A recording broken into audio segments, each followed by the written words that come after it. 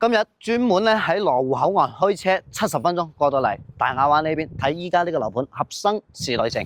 點解要過嚟睇呢個樓盤呢？啱先我哋睇咗香港大埔嘅火嘴冧咗百幾條友，住埋呢啲咁高嘅樓層，使1000幾百萬買啲咁屈質嘅樓，點解我哋唔翻嚟內地住呢？呢個小區全部都係小高層，總樓層18層嘅啫，而且咧2梯3戶同埋2梯4戶住得更加舒服。最緊要真係平靚正，依家首期款都係1個月嘅工資2萬蚊左右可以搞掂，月供咧都係一餐海鮮大餐1000零蚊，平過你喺香港租樓啊！有興趣嘅朋友，我哋跟住鏡頭入去睇房。喺惠州大亞灣嚟講，合生時代城呢個樓盤絕對係大盤，見面就可以達到460萬平方嘅，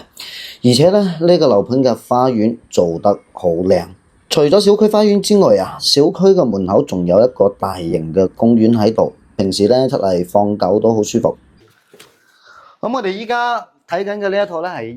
115個平嘅雙龍抱珠大三房嚟嘅。咁呢一個樓層咧比較靚仔嘅咧就係咧全部落嚟都係2梯3戶，一共先18層。咁相比於目前喺深圳大部分嘅都係會去到30-40層噶啦。咁呢個主臥室大套間嚟嘅，大家可以感受到整個房間嘅面積都會好舒服嘅，而且咧全屋有中央空調交付。咁我哋喺主臥室嚟呢邊之後咧，整個客廳嘅面積就好大啦。如果係一家人翻上嚟喺呢邊住咧，就會舒服好多。外面整體嘅環境啊，真係綠化啦，可以達到40%，而且本身呢個樓盤就起喺半山上面嘅。咁我哋入嚟再翻過嚟睇睇呢兩邊嘅房間。裏面咧做咗2房一衛嘅，而且所有嘅房間都唔會話好細，甚至嚟講房間全部都有10幾個方，住起身絕對唔會太過屈質。我哋依家過嚟咧睇第二個戶型，124個平南北通透嘅4房。咁依家睇緊嘅呢套咧就係交房標準嚟嘅，全屋嘅裝修唔係話好靚，應該嚟講係一個簡單嘅裝修嚟嘅啫。咁呢個戶型咧，佢就最叻嘅咧就係嗱，呢邊陽台仲有咁大個空間，而且可以做到南北通透雙陽台。主陽台呢邊其實同啱先嗰套115嘅景觀係一模一樣，冇乜分別嘅，只不過就係呢一邊咧佢就獨門獨戶，你起碼冇隔離鄰舍，絕對唔怕有嗰啲好吵鬧嘅隔離鄰舍喺度。嗱，呢邊咧所有嘅房間我哋可以睇睇先，面積可能會比115嘅要細少少，畢竟佢只係大咗10個平。就做咗4房出嚟，咁肯定會細少少咯。咁主臥呢邊呢個套間位就會大出嚟好多啦，擺一張1.8米嘅床，兩邊再做一啲衣櫃，完全冇問題。合生呢個樓盤第3個戶型就係呢一隻78個平嘅大兩房，哇，好似呢隻房咁，佢裡面仲係有一個陽台仔嘅，瞓醒通風效果一啲都冇問題。